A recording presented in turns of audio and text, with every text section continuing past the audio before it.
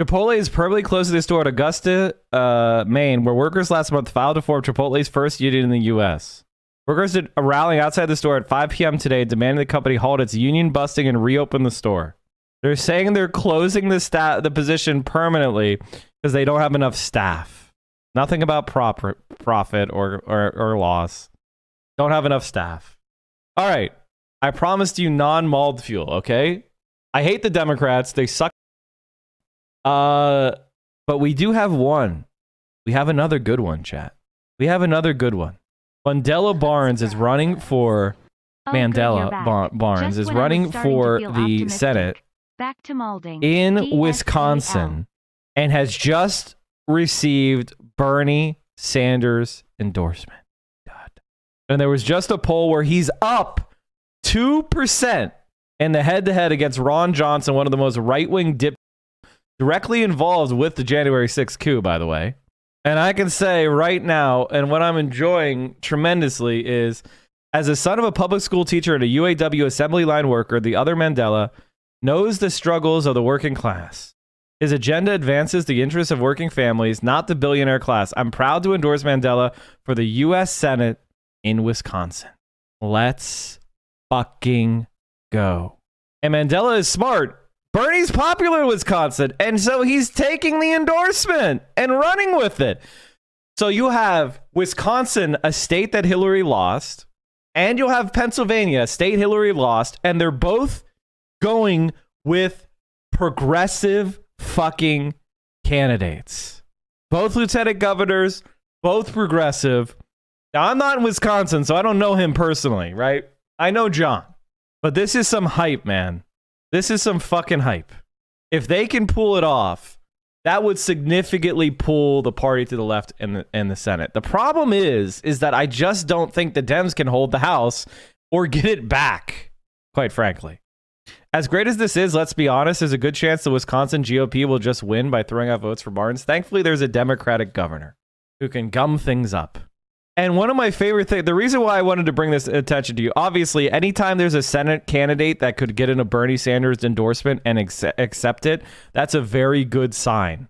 Shows how low the bar is, by the way. And there's a certain person, chat. There's a certain person that you should probably hate if you don't know who they are. That is Matt Bennett. We've talked about Matt Bennett a couple weeks ago when I taught you the lesson of the Dukakis tank incident. You guys remember the tank incident? One of the worst political foibles of the biggest fumble of a worthless photo op in American political history is a guy named Matt Bennett set it up. He is now the co-founder and executive vice president for public affairs, Third Way, which is, in other words, the far right in the Democratic Party. Mandela Barnes said, Senator Bernie Sanders has never been afraid to stand up to the billionaire class to make life better for working people. I'm excited to work with him in the Senate to rebuild the middle class and ensure everyone gets a fair shot at the American dream. Thank you for your support. Matt Barnes is saying, why would you do this? Why? Why would you accept one of the most popular senators' support in a state where he's popular? This is how much they hate Bernie. This is how much they hate Bernie. Nancy Pelosi is a fucking most unpopular politician in America. Far more unpopular than Trump. You'll never see Matt Bennett say, why would you do this? Why? When she endorses someone. Why would you promote an extremely popular candidate's endorsement at a progressive? It's amazing. Third Way is the literal neo-Nazi party in Germany. Yes, because that's called the third position.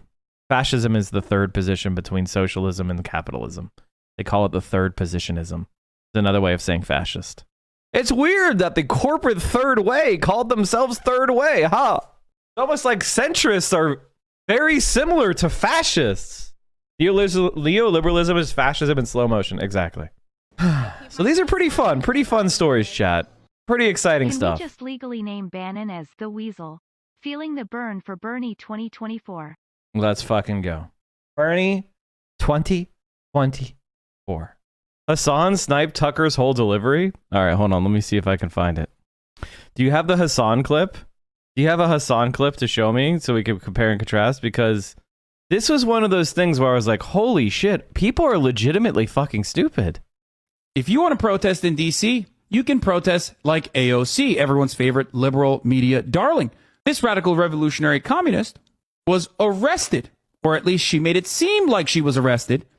Why is AOC's hands behind her back? Is it perhaps to make it seem as though she is being arrested by the police?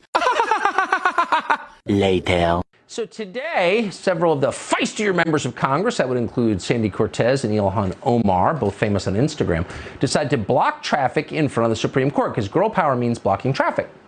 And that's when police officers did something they've never done before. Those mean cops put both Sandy Cortez and Ilhan Omar in invisible handcuffs and led them away with their hands behind their back. You're seeing those images on the screen right now. Now, several media outlets picked up these images as proof that Sandy Cortez and Ilhan Omar are deeply oppressed. For Sandy Cortez, the trauma was real. Totally, it was her lived experience. She was wearing a coat in 90-degree heat. It's just the latest harrowing tale of Sandy Cortez's tenure in Congress, her life since Boston University. You may recall that nearly a year and a half ago, she almost died. Congresswoman Alexandria Ocasio-Cortez has given a harrowing account of her experience on January 6th. A harrowing traffic. And that's when police officers did something they've never done before. Those mean cops put both Sandy Cortez and Ilhan Omar in invisible handcuffs and led them away with their hands behind their back. You're seeing those images on the screen right now. Now, several media outlets picked up these images as proof that Sandy Cortez and Ilhan Omar are deeply oppressed. For Sandy Cortez, the trauma was real. Totally, it was her lived experience. She was wearing a coat in 90-degree heat. It's just the latest harrowing tale of Sandy Cortez's tenure in Congress, her life since Boston University. You may recall that nearly a year and a half ago, she almost died. Congresswoman Alexandria Ocasio-Cortez has given a harrowing account of her experience on January 6th. A harrowing and emotional account of what happened to her during the Capitol riot. It's one of the most harrowing accounts so far. Congresswoman Alexandria Ocasio-Cortez, tell that harrowing story. The harrowing story of how she hid from attackers during the Capitol riot. Boom, boom, boom. Disclosing new harrowing details. Being Casey Hunt looking right into the camera. Harrowing! It's very harrowing! Your average television host has a list of like 19 approved words and they must read for them. And that day, harrowing was at the top of the list. Okay, let's watch this while I try to fix this shit. You just watched Representative Alexandria Ocasio-Cortez be arrested at a Capitol protest for abortion rights. Now, she wasn't the only lawmaker arrested because there were others. As journalist Edward Isaac Dover points out, other members of Congress who were arrested during the protest include Carolyn Maloney, Rashida Tlaib, Cori Bush, Barbara Lee, Ilhan Omar, Ayanna Pressley, among others. And as CBS News explains, U.S. Capitol Police said they made a total of 35 arrests for crowding, obstructing, or incommoding, which included 17 members of Congress. Protesters had perched themselves on First Street Northeast near the Capitol building, blocking the street. Capitol Police said they issued their standard 3 warnings before beginning the arrests. A spokesperson for Democratic Representative Ayanna Pressley of Massachusetts also confirmed multiple arrests of members of Congress and said Pressley was among... So she didn't fake getting arrested, I guess.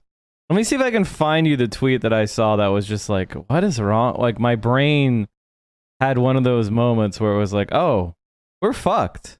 We're fucked. Like, there's this guy who I used to, like, who was like a big Bernie-crat. His name is Dr. Fishbones, I think. And he became a forced to vote guy, which would have done nothing, but it gave him a new target to be mad at. AOC. AOC's fault that Bernie didn't win the election.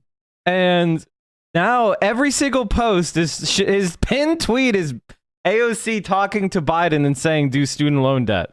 27,000 likes. AOC thinks politely acting the president to do something is organizing. I did a protest. Pay me, please. Russia $3 contribution to abortion access groups. She's not even taking the money. Pay me. It's not even going to her. So then we have this guy, this fucking guy, who literally just posts non-stop AOC shit. The House can codify gay marriage, but not abortion. They did both, dipshit. They passed both, you fucking dummy. What are you tweeting? Why? I feel like Twitter was perfectly designed to piss you off by how dumb everybody is.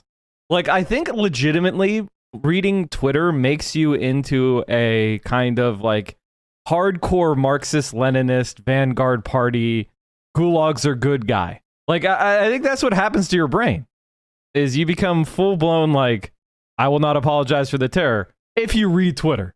And it's like, Jesus, everything, every post, PR photos dropped.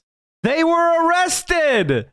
They were told to put their hands behind their back. They didn't put them in handcuffs, but they put their hands behind their back to show that they were complying, so the police didn't have to beat them up, you know, or didn't have to, or the police would beat you up. If the police say you're under arrest, put your hands behind your back, and you don't, they beat the shit out of you.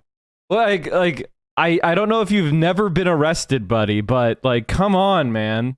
Or you've never seen anybody get arrested. Jesus Christ.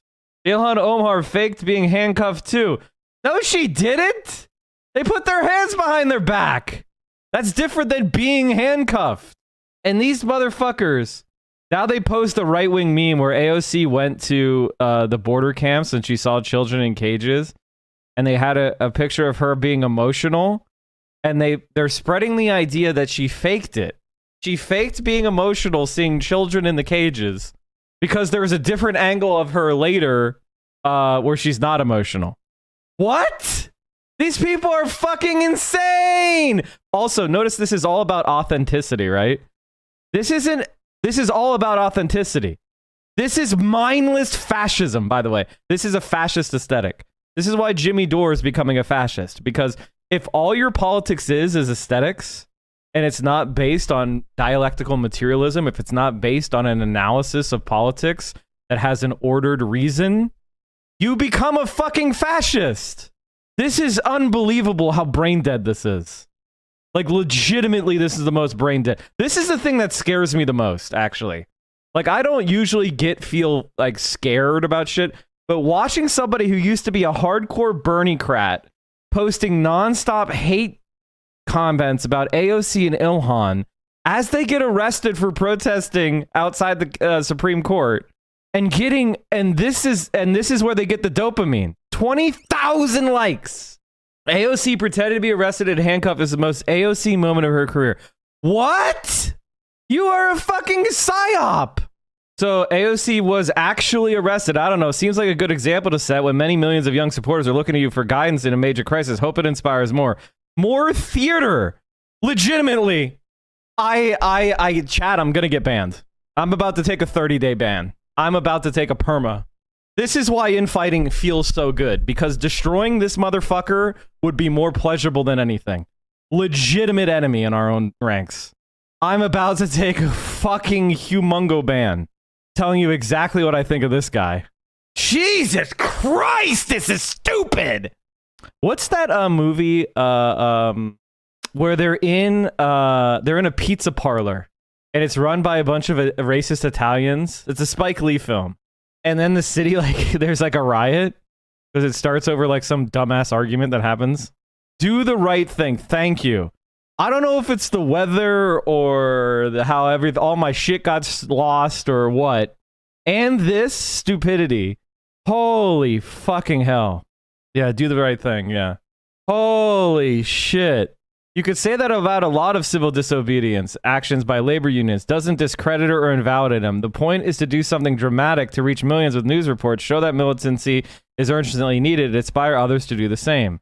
I mean, what do you expect when you have a whole online ecosystem dedicated to hating her? Just because something negative goes viral doesn't mean there's validity to the criticism. This place is a cesspool. She raised her fist for photos. They just made up a fucking lie! A batshit lie to attack her! It's unbelievable! And people liked it! I mean, this getting 20,000 likes is one of the most black pill tweets I've ever seen. Like, legitimately. Like, information doesn't make me black pill. Seeing people fall for this, and there's people I follow. I'm gonna unfollow everybody who liked this tweet, honestly. Well, let me just see this. There's got to be someone I liked who like this fucking tweet, who really needs to go. Like, they all need to go. Like, legitimately, if you follow this tweet, you're fucking stupid. Holy fucking hell. Holy fucking hell. Like, oh, Fishbone blog. Legitimately, all these posts are like, and I get it. I hate the Democrats, centrist Democrats more than anyone. We just talked about corrupt centrist Democrats yesterday. But this dumbass shit, just, dude, do what you want to do. I'll help. Give me a buzz. I will assist you. Their solution to centrist Democrats being in control is to attack and undermine every single person on the left who does have any modicum of power. To support what? The oh, I didn't even talk about this. Now we're pissed. Now we're pissed. Now I'm pissed. The fucking grift. I didn't even talk about this yesterday. I forgot to. The People's Party, chat. What are they doing now? Breaking. Numerous newly released photos and screenshots prove that Zainab Day and her best friend Paula Jean Swearingen falsified allegations of sexual assault against People Party National Chair Nick Brana, a serious and defamatory crime. What the fuck is this shit? This is who we were supposed to go behind. And I was there on day one telling you it was a fucking grift. Let's see if, I mean, like, legitimately, am I, like, I don't miss. Day has made a shifting and escalating accusations of sexual harassment, sexual assault, and rape against Brana. People's Party and Brana have consistently dude, you're writing these tweets! Stop writing them in the third person! Jesus Christ. Hours after Day claims that Brana sexually assaulted her, Day, Brana, and Swearingen explored Lower Manhattan and sat down for lunch on NYC waterfront. After that, they rented bikes and enjoyed a scenic ride through city parks overlooking the Hudson River. Bro. Again, they've had more sexual... Vote for Jimmy Dore on 24! Has Jimmy even announced? Can you imagine? Incredible. I'm curious. I know it already, but I'm curious. I know it, but I need to know it. You know what I mean? Would Jimmy Dore have to give up his Patreon if he was elected? I don't know. Has there ever been a Patreon haver that got elected to anything? Isn't it what real activism looks like? When I was arrested for supporting Palestine versus fake activism for the cameras. All activism is for the cameras, you worthless dipshit. I want to do stuff that nobody knows. There's a camera taking a picture of you. Why did you want to get arrested? Legitimately, I'm sorry, but fuck me, this is beyond stupid. Holy fucking shit. Those arrested. Presley's communications director, Ricardo Sanchez, said her arrest was an act of nonviolent civil disobedience. Representative Catherine Clark, the Democratic Assistant Speaker of the House, was also arrested. Abortion rights supporters and those opposed to abortion rights have been demonstrating near the Supreme Court since the court's decision to strike down abortion protection under Roe nearly a month ago. So what this is members of Congress standing in solidarity with abortion rights protesters across the country, and this is really important. Is it just symbolic? Yeah. Is it admittedly political theater? Yeah, but it's important. The House did its job to codify Roe v. Wade, so now it's up to the Senate to do its job, and for that you have to rely on Democratic Party leadership, Joe Biden, the media. But what members of the House can do meanwhile is they can elevate this issue, raise the salience of this particular issue, keep it elevated in the public's minds, so that way this issue doesn't begin to fade away. And I think it's really important for members of Congress to put their bodies on the line and subject themselves to arrest, when most members of Congress, I'd argue, don't even care about any issue enough to speak up, let alone subject themselves to being arrested. So this is really important, and I commend everyone who did this. It's not often that we see members of Congress do this and get arrested symbolically, but it still is really nice to see whenever it does indeed happen. Now, on the subject of getting arrested, I've got to share this banger of a tweet from Carolyn Bueno, who writes, "It's quite telling that more members of Congress were arrested today for protesting in support of abortion rights than have been arrested ever for facilitating January 6th. And that, my friends, is an incredible point. So I absolutely commend the members of Congress who did this. Again, it's symbolic, it's political theater, but it's important, it's necessary, and this type of political theater is effective because you generate press coverage, and that's exactly what these members of Congress did. But a dumber element of the story that I have to talk about is the claim that AOC either pretended to be arrested or faked being in handcuffs. And this is being spread by a lot of right-wing commentators, along with members of Congress. Speaking of insurrectionists, Marjorie Taylor Greene tweeted out to AOC specifically. You're on the side of Marjorie Taylor Greene. That's why this shit, like, obviously, I was yelling there for a second, but this is what's happening here, is people are being captured into the aesthetics of politics, which is a fascist virtue.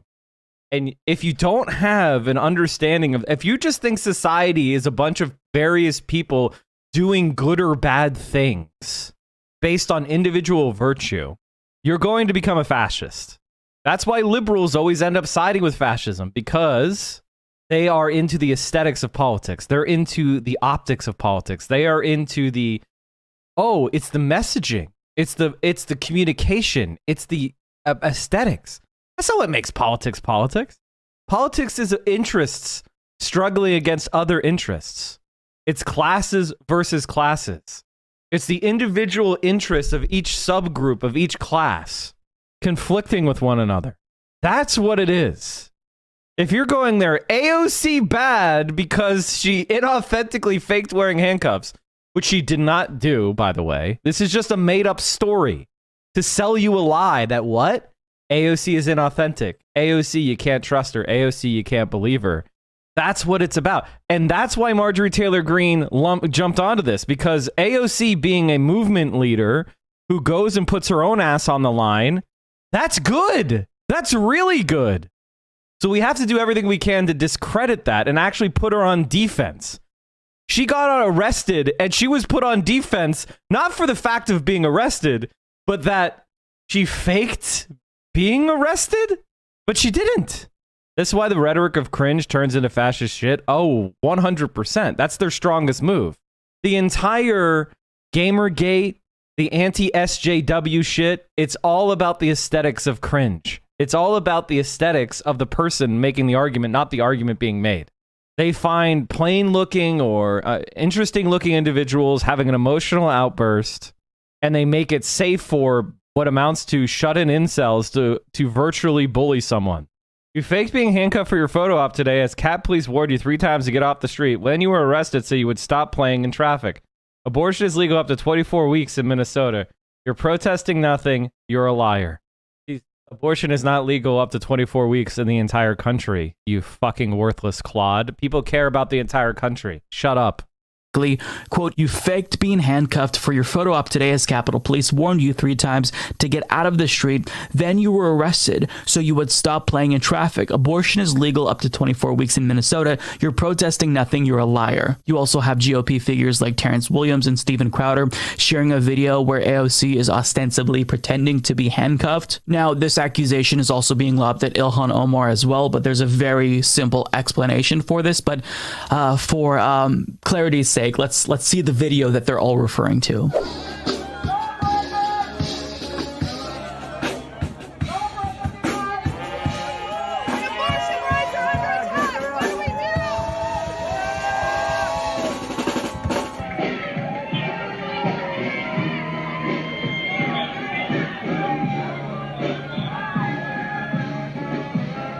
Now, towards the end of that last video there, you can see Ilhan Omar, like AOC, raising her fist in solidarity.